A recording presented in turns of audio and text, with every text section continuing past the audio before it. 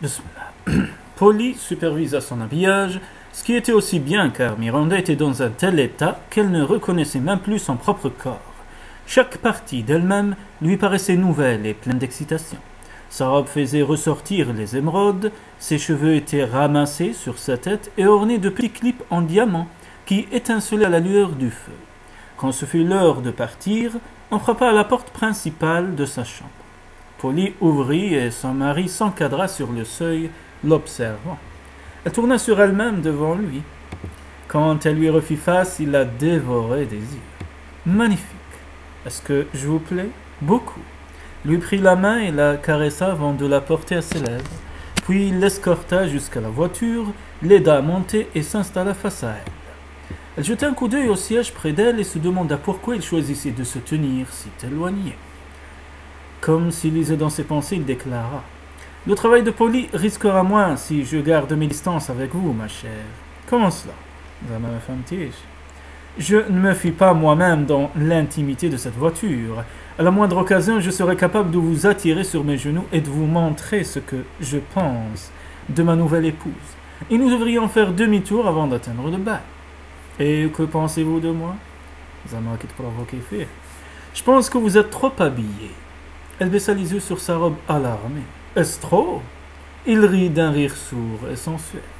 N'importe quelle robe est en trop, ma chère. Vous êtes charmante telle que vous êtes, mais vous voir allongée nue sur cette banquette serait encore infiniment mieux. Nue? Peut-être vous laisserai-je garder le collier d'émeraude pour vous tenir chaud. Et que ferez-vous pendant que je gèlerai à mort? Je m'allongerai près de vous pour que vous ne preniez pas froid. J'enfouirai une main dans les jolies boucles qui ornent votre cou et l'autre dans celle qui se trouve entre vos jambes. Et je réchaufferai de mes lèvres tout ce qu'il y a au milieu. Elle trembla à cette idée, songeant qu'il pourrait la prendre dans la voiture ce soir-là, lors de leur trajet de retour. Est-ce ainsi qu'il doit en être entre nous, Marcus? Il hocha la tête. Avec moi, follement épris et foudroyant du regard, tout homme qui dansera avec vous ce soir, aboyant de rage à l'encontre des jeunes freluqués qui vous entoureront, vous offrant du champagne, effrayant vos admirateurs, et me faisant passer pour un sot, pendant que les autres dames riront derrière leur éventail en voyant comment vous m'avez entièrement soumis à vos charmes en l'espace de quelques semaines. Je vous ai charmé complètement. Je me rends compte que je ne puis songer à rien d'autre qu'à vous tenir dans mes bras et vous avoir à mon côté. Je suis à vos ordres, Miranda, que vous vouliez ou non de moi. J'espère que le pasteur et sa femme seront là pour le voir. Ils seront fort déçus de me trouver changé à ce point. Elle sourit. Devrons-nous rester très tard ce soir? Il haussa les sourcils. Vous préféreriez rentrer à la maison? Elle sourit de nouveau. Avec vous, oui. Ah, il bandia. Oh, Miranda, vous avez été placée sur cette terre pour m'écarter de mes devoirs. La courtoisie exige que nous fassions une apparition. Nous resterons jusqu'à minuit, puis nous nous éclipserons discrètement avant le souper. Je dirai à notre hôte que, comme je suis fraîchement marié et follement amoureux, je ne puis supporter de vous partager. Follement? Absolument. Miranda lui décocha un autre sourire. Et je dirai à notre hôtesse que si je ne suis pas de bonne compagnie, c'est parce qu'il me coûte de me séparer de vous, fût-ce pour une heure. Il sourit largement. Alors nous rentrerons dès que nous le pourrons, et créerons autant de scandales que possible avant de disparaître. Peut-être vous embrasserai-je sur la piste de danse. Peut-être vous rendrai-je votre baiser. Cela choquera certainement le pasteur et sa femme. Il rit et lui envoya un baiser tandis que la voiture s'arrêtait devant la grande maison où le bal devait avoir lieu. Il lui prit le bras, la conduisit pour qu'elle soit annoncée et l'escorta dans la file des invités qui saluaient les hôtes, un lord local et sa femme qui le connaissaient depuis son enfance. Le vieil homme aux joues roses sourit à Miranda et demanda « Où avez-vous trouvé une si charmante petite chose, Off-Leaf? Pas sur le continent, sûrement. » Elle m'a été apportée par cette tempête. Il y a quelques semaines, et le vent soufflait fort. Je sus tout de suite que je devais la voir. Marcus sourit à sa femme avec une fierté si évidente qu'elle ne put s'empêcher de lui rendre son sourire. Il la fit danser une fois, puis il la quitta, lui baisant la main, tandis qu'une horde de jeunes gens l'entourait et quittait une place sur son carnet de balles, se demandant à haute voix si elle pouvait avoir une sœur à moitié aussi jolie qu'elle. À sa surprise, Miranda trouva le bal agréable malgré l'absence de son mari. Tandis qu'elle tourbillonnait sur la piste de danse, elle aperçut de temps à autre Marcus qui se trouvait dans la foule, souriant avec fierté devant le succès qu'elle s'attirait. Et ses qualités de danseuse étaient tout à fait à la hauteur de beaucoup de ses cavaliers. Elle participait à une gig et riait du nombre de fois où son partenaire lui avait marché sur les pieds, quand l'homme qui se trouvait au bout de la file l'arrêta et la fit pivoter sur place. Sanjan ou les deux haram. Elle articula son nom tandis qu'il souriait en la regardant dans les yeux. Elle vacilla, se reprit et se remit à danser avec son cavalier, l'esprit allant plus vite que la musique. Bien sûr, elle serait amenée à le revoir. Il avait été banni de la maison et elle avait espéré que cela signifierait qu'il disparaîtrait. Mais cela voulait juste dire qu'il était hors de vue de son frère. Elle n'avait nulle raison de penser qu'il n'était pas tout près, et il n'y avait aucune raison non plus pour qu'il ne puisse se montrer chez un vieil ami de la famille. Est-ce que Marcus l'avait vu? Est-ce qu'il s'était parlé? Elle en doutait. La dernière fois qu'elle avait aperçu son mari, il lui avait paru détendu et heureux. Pas du tout l'homme qu'il était quand Saint John était présent. Ou même seulement mentionné dans une conversation. Se rappela-t-elle? La haine qu'il y avait entre eux, quelle qu'en soit la cause, était si profonde qu'ils ne pouvaient se trouver dans la même pièce sans qu'il y ait un incident. Elle devait avertir qui? Elle ne pouvait guère suggérer à Marcus de partir avant de rencontrer Saint John. Cela aurait trop l'air d'une retraite à ses yeux d'homme fier. Et Saint John, si elle lui parlait, les résultats pouvaient être désastreux. S'il prenait son intervention pour une marque d'intérêt, si Marcus les voyait ensemble, ou si Saint John parlait à son frère des 2 semaines pendant lesquelles il était parti, plus pour le jeune homme que pour elle-même, la moindre évocation de ce qui s'était passé entre eux serait pire que désastreuse. La bouffée de culpabilité qui l'envahit quand elle songea à sa dernière rencontre avec son beau-frère lui suffit pour mesurer le danger de la situation.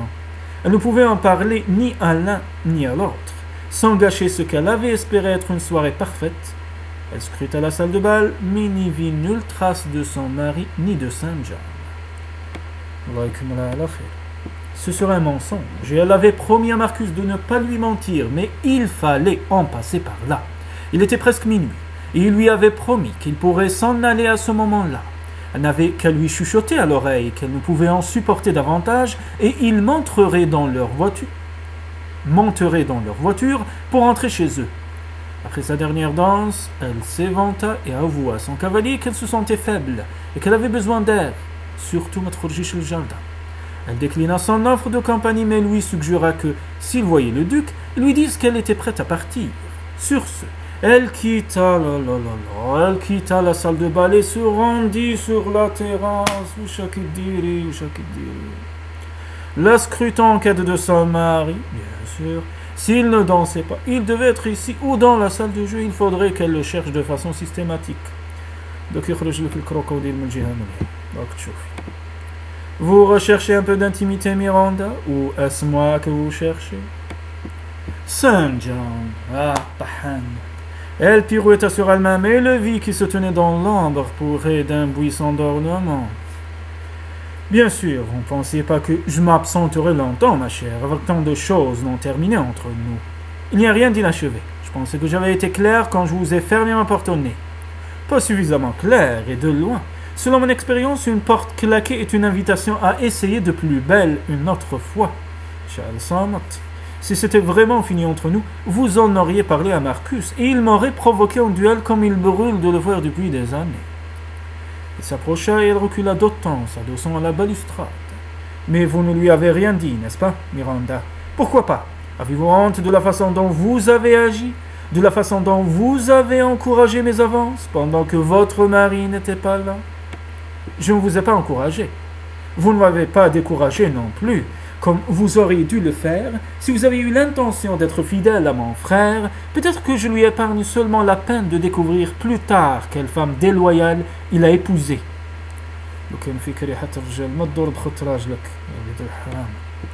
Il se pencha vers elle et elle essaya de s'écarter, pressant son dos contre la balustrade. Vous avez peur maintenant que votre mari est à proximité de ce qui peut encore arriver entre nous? Rien n'arrivera. Elle chercha à l'éviter, mais il la coinça entre son bras et une plante voisine. Trop tard, ma chère. Il y a déjà quelque chose entre nous. Vous l'avez senti, ne le niez pas.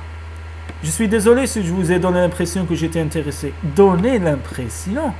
Il se pencha plus près encore et sans rire, agita les cheveux de Miranda près de son oreille. Vos yeux se sont assombris quand je me suis approché de vous, et votre souffle s'est accéléré. Vous avez taquiné ma lèvre avec vos dents quand je vous ai embrassé. Arrêtez cela. Elle le repoussa avec force, passant devant lui pour retourner dans la salle de bal. Il lui attrapa le poignet et la retint fermement. « Lâchez-moi, murmura-t-elle, on va vous voir. Et pourquoi m'en soucierais-je » Elle nota avec stupeur son expression farouche, celle d'un prédateur. Votre réputation en souffrira, la mienne y gagnera. Demandez à votre mari, ce n'est rien d'autre que la conduite que tout le monde attend de moi. Miranda le foudroyait de regard. Que voulez-vous? Que dois-je faire pour que vous me laissiez partir? Vous laisser partir? Il réfléchit la question. Je n'ai aucune intention de vous laisser partir, maintenant que je vous ai où je peux. Peut-être le jour où je me lasserai de vous, où le jeu deviendra ennuyeux, mais je suis sûr qu'il y a de nombreuses choses que nous pouvons trouver à faire avant ce moment-là. Lâchez-moi tout de suite, où je vais? Le dire à votre mari? Disons-le lui ensemble et voyons qu'il écoutera. Je lui raconterai tout des 2 semaines que nous avons passées ensemble. Je n'aurai même pas à mentir. Je connais mon frère mieux que vous, chérie. Je vous l'assure, la vérité sera amplement suffisante. Alors que dois-je faire? Elle grinça des dents. Pour obtenir votre silence. Simplement vous montrer une sœur généreuse. Il se pencha de nouveau et lui lécha l'oreille. Vous me dégoûtez. Avec les lumières allumées, peut-être, mais dans le noir, vous me trouverez charmant. Et avec mon frère occupé à remettre le domaine en ordre, nous aurons beaucoup de temps pour apprendre à mieux nous connaître. Elle frissonna. Il vous tuera. Seulement s'il nous surprend. Il vous tuera aussi, mon frère est un homme très jaloux. Mais supposez que vous lui donniez une portée de bâtard aux cheveux blancs. Il rit. C'est son pire cauchemar, vous savez, une sorte d'obsession en vérité. Il tendit la main et enfonça son poing dans le ventre de Miranda, cherchant une dureté qui parlerait d'elle-même. Vous n'êtes pas encore grosse, n'est-ce pas? Alors pour l'instant, nous devons être prudents. Mon frère peut avoir le ventre et bonne chance à lui. De fait, c'est tout ce qui l'intéresse, mais je demande le droit à tout le reste. Non, vraiment, vous êtes sûr? Ce que je suggère n'est pas une chose désagréable, tout à fait plaisante même, mais vous le savez déjà, n'est-ce pas? Elle sourit. De quoi parlez-vous? Seulement du fait que je sais d'où vous venez, ma chère. Une élève zélée de Lady Cecily Dawson, n'est-ce pas? Que vous a-t-elle appris, je me le demande, avant de vous envoyer à mon frère pour jouer à la duchesse?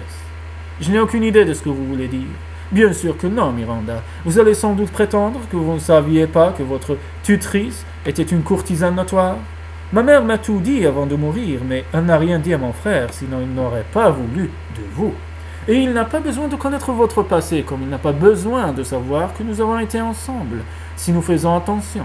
Je connais des tours que vous n'apprendrez jamais de Marcus, ni même de l'infâme Cécilie, et je les partagerai tous avec vous. Pour le plaisir de le faire cocu. Bien vu, chère dame. Cela ajoutera du sel à la rencontre, de savoir que je fais ces choses-là avec la femme de mon frère. Allah m'attache. Il s'appuya contre la jambe de Miranda et elle recula en tremblant. « Ne me touchez pas !» Il soupira. « Si cruel, tellement sans cœur, vous me laisseriez souffrir. » Soudain, il prit un ton affairé. « Vous ne voulez pas qu'on vous voie seul avec moi? Je vais faire une promenade de détente dans le jardin. Dans 15 minutes, je me rendrai dans la bibliothèque, qui ouvre dans le vestibule à la gauche de la salle de bal. Retrouvez-moi là. Et nous pourrons passer ensemble le premier de nombreux moments délicieux. Et si je ne viens pas, alors je reviendrai dans la salle de bal et déclarerai haut et fort comme vous avez été élevé par un catin et m'avez brisé le cœur après m'avoir tout donné avant de retourner à mon frère. Choisissez, et j'espère que vous choisirez sagement. Dit le chantage. Il sauta par-dessus la balustrade et s'éloigna dans une allée du jardin en sifflotant doucement. Miranda se tourna vers la maison, l'esprit en déroute. Tout se passait si bien, la soirée n'allait pas se terminer ainsi. Il devait exister un moyen de l'empêcher. Elle allait trouver Marcus et le prier de la ramener à la maison. Elle doutait que St. John se donne la peine de la salir si son mari n'était pas là pour entendre l'histoire. Elle chercha dans la salle de bal, dans la salle de jeu et dans d'autres pièces voisines, mais Marcus n'était nulle part. Le temps filait. Elle devait trouver un autre plan. « Tu pourrais le rejoindre » lui suggéra une petite voix dans sa tête. « Le laisser faire le pire et être tranquille. Personne n'en saurait rien. C'est ce que Sissi aurait fait. »« Non, dit-elle à haute voix. Elle n'irait pas le rejoindre, n'aurait pas d'autre secret pour son mari. Elle mourrait d'abord. »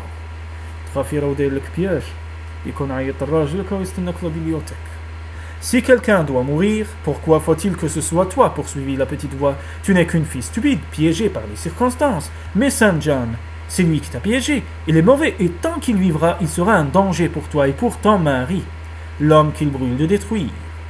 Elle continuait à scruter la foule pour trouver Marcus, et une idée se forma dans sa tête. Elle pouvait aller dans la bibliothèque. Elle pouvait répondre à son défi et lui dire qu'il n'y avait aucune chance qu'elle le laisse la toucher. Puis elle pourrait aller jusqu'à la cheminée. Il y aurait un pic-feu, un coup bien appliqué, pourrait résoudre définitivement son problème. Elle frissonna. C'était horrible, trop horrible pour l'envisager. Elle aurait son sang sur les mains. Mais elle ne pouvait être infidèle à l'homme qu'elle aimait. Aucune honte ne valait la peine de risquer cela. Et si St. John lui sautait dessus dès qu'elle serait entrée dans la pièce? C'était peu probable, se dit-elle. Il préférerait jouer avec elle, il ne la forcerait pas. Il essaierait de la persuader de venir dans ses bras. Cela lui donnerait le temps de trouver une arme. Mais si un coup ne suffisait pas? S'il survivait ou même s'il mourait et qu'elle soit découverte, elle dirait qu'elle l'avait fait pour défendre son honneur. Ces mensonges ne pourraient être moins crédibles que ceux de St. John. L'horloge du vestibule indiquait 23h55. Peut-être que si elle se trouvait dans la pièce avant lui, elle pourrait se poster près d'une arme avant qu'il arrive. Elle emprunta le couloir désert. Que se passerait-il si on la découvrait maintenant? Ses témoins se diraient qu'elle cherchait simplement son mari. Elle ouvrit la porte de la pièce obscure et appela doucement. « Marcus ?» Il faisait très noir.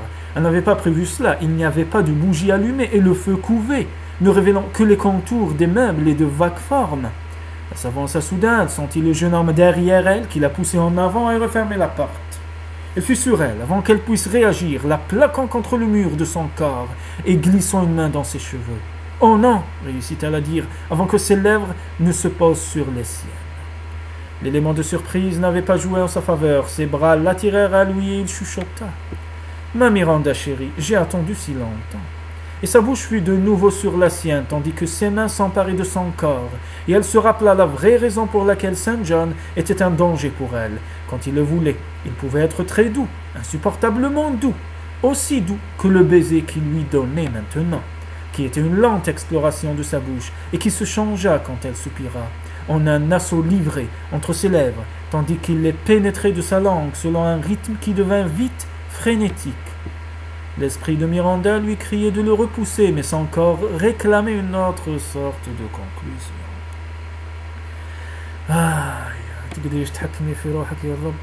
Le compromis entre les deux fut une vaine tentative. De ses deux mains sur sa poitrine, non, il ne faut pas, qui sonna beaucoup plus comme une prière pour obtenir davantage. St. John la serra plus fort contre lui. Aussi. Il le faut, ici, maintenant, vite, avant que quelqu'un nous trouve, n'attendons plus. Mon mari. Elle essaya de rassembler ses esprits pour se défendre contre lui, tandis que ses lèvres descendaient le long de son cou et se posaient sur son épaule. Il grogna, et ses mains glissèrent plus bas, relevant l'ourlet de sa robe et trouvant la chair tendre de son postérieur pour la triturer et l'écraser contre son sexe durci. Miranda sentit ses doigts s'insinuer entre eux pour atteindre les boutons de ses culottes. Elle sut ce qui allait arriver et se débattit. « Non, St. John, lâchez-moi, vous avez promis que vous ne feriez pas. »« Quoi ?» Il se raidit contre elle, l'écartant de lui. Alors la porte s'ouvrit et Miranda lutta pour rester debout. Ah, wesh حسيت ça. Elle vit la silhouette de l'homme qui s'encadrait sur le seuil. Il entra dans la pièce, ferma la porte et craqua une allumette. Ah, Rabbal Ali. Eh bien, je dois dire, c'est une scène intéressante. J'arrive quelques minutes en retard et découvre que vous avez commencé sans moi. Et quel choix de partenaire! Saint John parcourut la pièce pendant que les yeux de Miranda s'ajustaient encore à la lumière et alluma une bougie qui emplit l'endroit d'ambre vacillante. L'appréciez-vous autant que je l'ai apprécié, Marcus? Elle regarda avec horreur le visage de l'homme qui se tenait face à elle. Ses bras l'enlaçaient encore, la clouant sur place devant lui, mais le corps qui avait bougé contre elle quelques instants plus tôt semblait s'être changé en pierre. Peut-être était-ce un effet de la lumière, mais son visage parut se durcir aussi pendant qu'elle l'observait. La passion et la contrariété en disparaissant pour laisser place à un masque de granit, impassible. Il porta les yeux de Miranda St. John, qui se tenait près de la cheminée, et laissa échapper un rire rauque. Si vous pensez que vous pouvez me blesser de cette façon, St. John, vous vous trompez. Si je m'en souciais, je vous provoquerais un duel pour ceci. Mais le sang qui courait dans mes veines quand je vous tuerais serait froid, pas bouillant.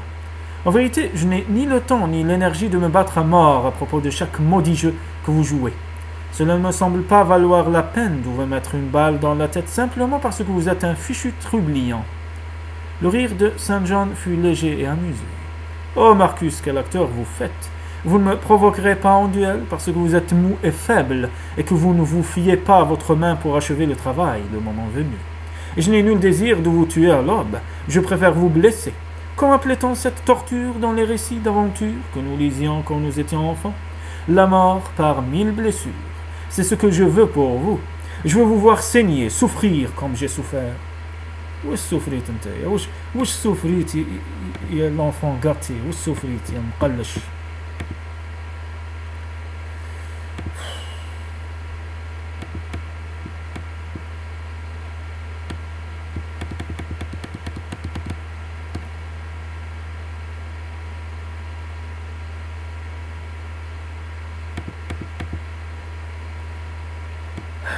Alors, je suis désolé de vous décevoir. Est-ce tout, Saint John?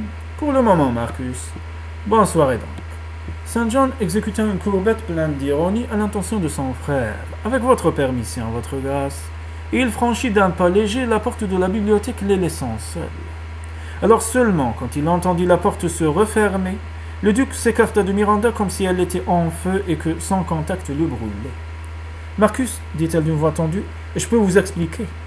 Je vous ai assez entendu pour ce soir. Je vais prendre congé de notre hôte. Je dirai que vous êtes souffrante et que nous rentrons. Attendez ici, jusqu'à ce que j'envoie un valet vous chercher et vous conduire à la voiture. Il la contempla avec dégoût.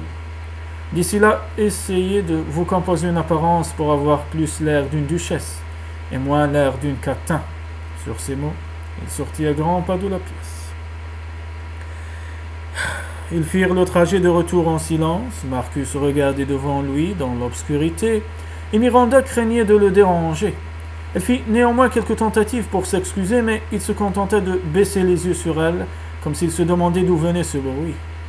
Quand il arrêta la voiture dans l'allée, il lança les reins au palefrenier et pénétra dans la maison. Miranda derrière lui.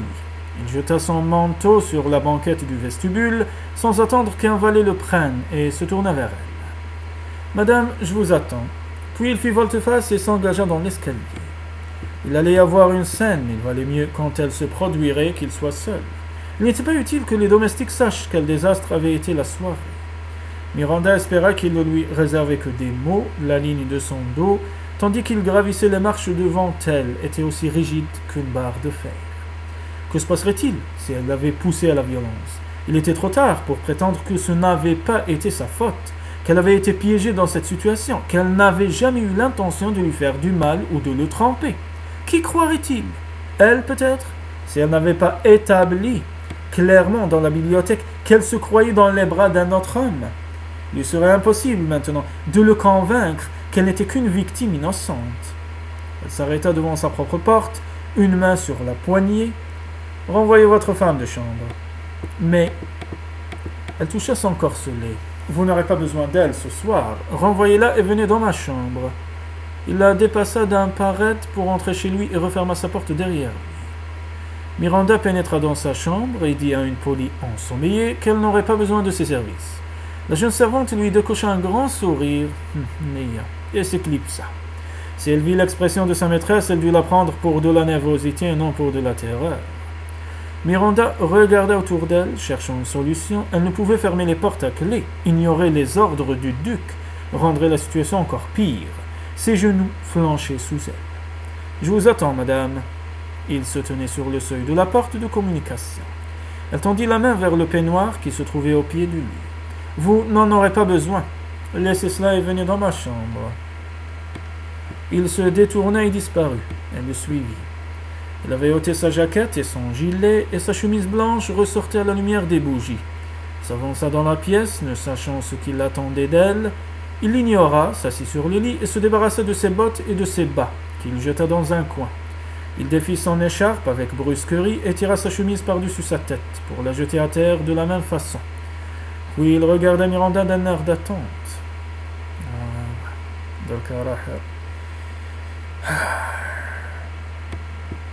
Elle fixa son corps dans la pénombre. Son torse était large et lisse, et ses muscles jouèrent dans ses bras quand il commença à défaire les boutons de ses culottes. Chacun de ses mouvements révélait sa force, comme s'il était habité d'une énergie qui attendait d'être libérée. Il s'arrêta et la dévisagea. « Eh bien, que voulez-vous de moi ?»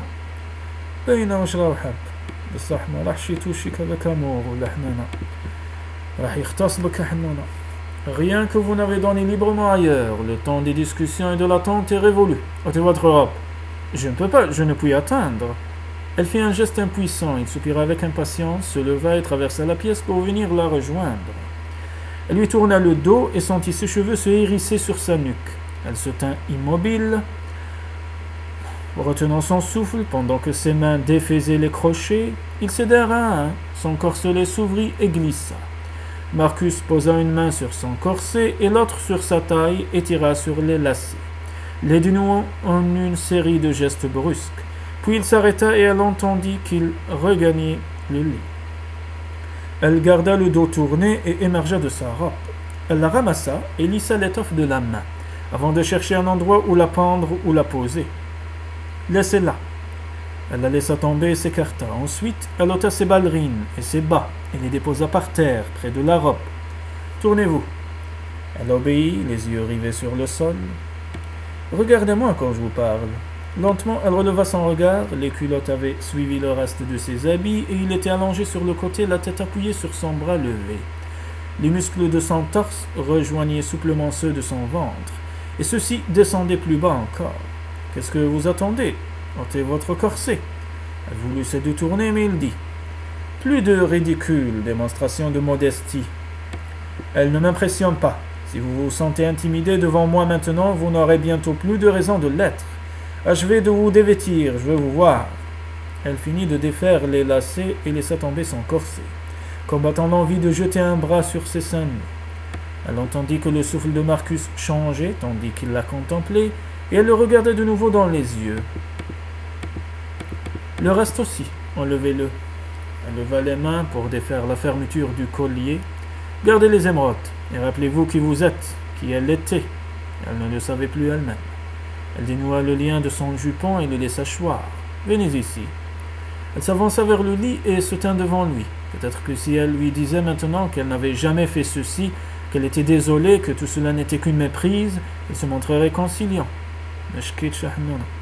Ce soir, Taisez-vous, pas un mot de plus. Allongez-vous près de moi. Elle monta dans le lit et s'allongea à son côté sur le dos. Elle tendit la main vers les couvertures pour les ramener sur elle, mais il les lui arracha et les rejeta au pied du lit, la laissant vulnérable. Puis il la toucha. Elle s'était tendue dans l'attente d'un coup quand il l'effleura. Elle s'en aperçut à peine. Il passa une main sur son bras nu et elle sentit ses poils se hérisser et sa chair la picoter. Puis ses caresses s'interrompirent et il fit glisser sa main sur son épaule, et plus bas. Il se saisit d'abord d'un sein et ensuite de l'autre. Les tétons de Miranda se crispèrent et durcirent sous sa paume. Elle fixa le plafond, craignant de le regarder. C'était un piège pour l'immobiliser, avant les mots durs, avant la violence, avant... Il courba la tête et prit la pointe d'un sein dans sa bouche. Et elle oublia tout sauf ce moment-là, sauf la sensation de ses lèvres sur sa poitrine et son sang qui résonnait à ses oreilles pendant que le monde chavirait sous elle. Il abaissa sa main, lui caressant le ventre, et plus bas encore, pour taquiner les boucles brunes entre ses cuisses. Sans le vouloir, Miranda se détendit et ouvrit les jambes, et il glissa sa main entre elles. Il la caressa et elle se sentit devenir moite, percevant la chaleur intense qui s'accumulait en elle, et un besoin étrange qui la poussa à arquer ses hanches pour se presser contre ses doigts. Et quand il glissa un doigt en elle pour l'atteindre plus profondément, elle comprit ce qu'elle voulait et se berça contre lui, un gémissement s'échappant de ses lèvres.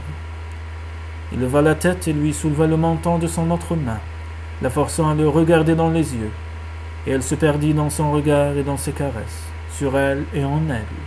Elle découvrit l'étrangeté de ce qu'elle ressentait, le désir qui l'envahissait, jusqu'à ce qu'elle ne puisse plus le supporter. Quand elle pensa qu'elle allait crier, qu'elle était à lui, qu'elle ne pouvait rien lui refuser, il l'emporta plus loin encore, la passion la brisa, et elle resta étendue contre lui, anéantie et tremblante. Puis la main de Marcus s'immobilisa, et il déplaça son poids pour s'allonger sur elle. Il la pénétra lentement au début, et elle eut l'impression que son corps ne serait jamais assez vaste pour l'accepter en lui. Puis il se retira avant de lancer un autre assaut, plus brusque cette fois, et elle réprima un cri sous la douleur, tournant la tête dans l'oreiller et serrant les draps entre ses poings crispés. Il poussa un jurant surpris, enfouit son visage au creux du cou de Miranda et se remit à bouger encore et encore. Ce fut vite terminé, il frémit contre elle, laissant son poids peser sur elle, puis il roula sur le côté pour s'allonger près d'elle. Elle sentit sa main revenir entre ses jambes et elle trembla. Mais il posa son autre main sur son épaule pour la calmer et la fit se tourner vers lui. Il l'effleura du bout des doigts et contempla le sang qui les tachait avant de s'essuyer sur le drap. Puis il tendit les bras vers elle et la serra convulsivement contre lui, le souffle court. « Dormez !» chuchota-t-il à son oreille. « Ah !»